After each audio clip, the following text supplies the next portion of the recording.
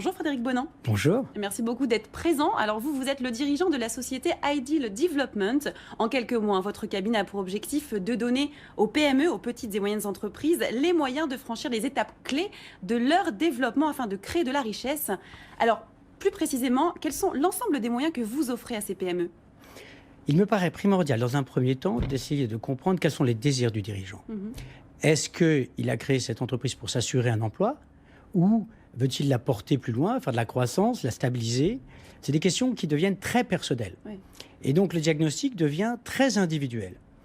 Le premier exercice que l'on fait, c'est d'essayer d'analyser, de mesurer et de hiérarchiser l'ensemble de ces dimensions avec le dirigeant. À partir de là, on va construire une phase d'investissement et une phase temporelle d'action.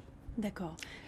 Et ce qui va être clé, c'est d'identifier les éléments que moi je qualifie de survaleur. Quels sont les éléments qui vont booster l'entreprise au-delà de ses performances habituelles?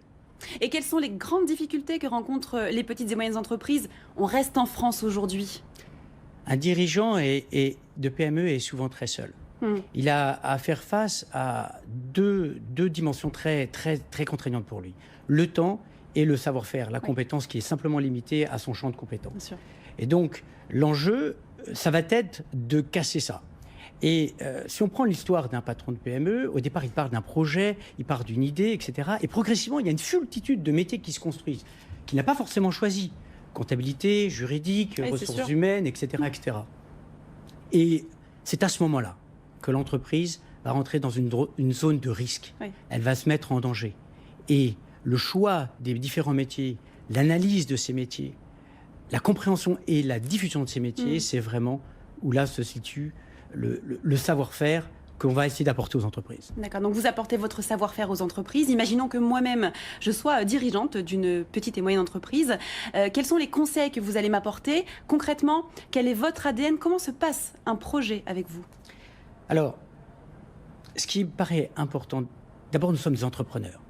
Et toutes les personnes qu'on a accompagnées, identifiées et soutenues dans leur croissance, y compris les dirigeants avec lesquels j'ai travaillé, ont eu des histoires formidables. Les PME ont été florissantes dans différents aspects. Ce qui me paraît important, c'est d'analyser ce tempo et de ne pas avoir de doute sur le diagnostic à réaliser. On peut être amené à vendre son entreprise pour passer le relais parce qu'on est en limite de compétences, ou au contraire, acquérir des nouvelles compétences par l'acquisition, ou faire une augmentation de capital pour financer le développement de son entreprise. Oui, c'est vrai.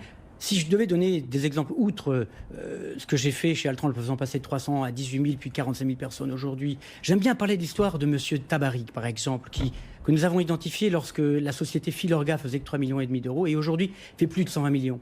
Ou bien de la société Ecous, qui, dans l'aéronautique, est passée de 10 à 90 millions. Ou bien de la société Valor, qui est passée de 10 à 190 millions. Ou dans le conseil, la société Alan Holman, qui passait en 2009 de rien à 90 millions. Mais l'histoire que j'aime bien raconter, c'est celle qui se passe en ce moment, qu'on fait en ce moment dans l'univers du bio, avec une femme dirigeante, par exemple Pascal Cartier, qu'on a accompagnée dans l'identification d'une cible qui s'appelle La Vicenne, petite société de distribution bio, qu'elle a réussi à passer au premier plan de l'échelle nationale. Et là, en ce moment, toujours dans cet univers, on accompagne sur un projet nouveau Carrefour et la magnifique marque SoBio dans la construction et la démocratisation du bio. C'est très tendance en plus le bio. Aujourd'hui, on le démocratise de plus en plus en France et dans d'autres pays. Alors, vous nous parlez du bio, parce que ça a l'air d'être un sujet aussi qui vous passionne. Pardon. Et quels sont l'ensemble des projets que vous avez au sein de votre société?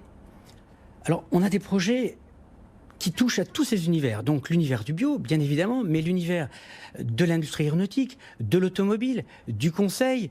Et là, en ce moment, on est en train de réaliser des choses très intéressantes au niveau transnational. D'accord. Moi, ce que j'aime bien dire, c'est que nous aimons créer des belles histoires et nous savons créer des belles histoires. Merci beaucoup, Frédéric Bonan. Je vous en prie.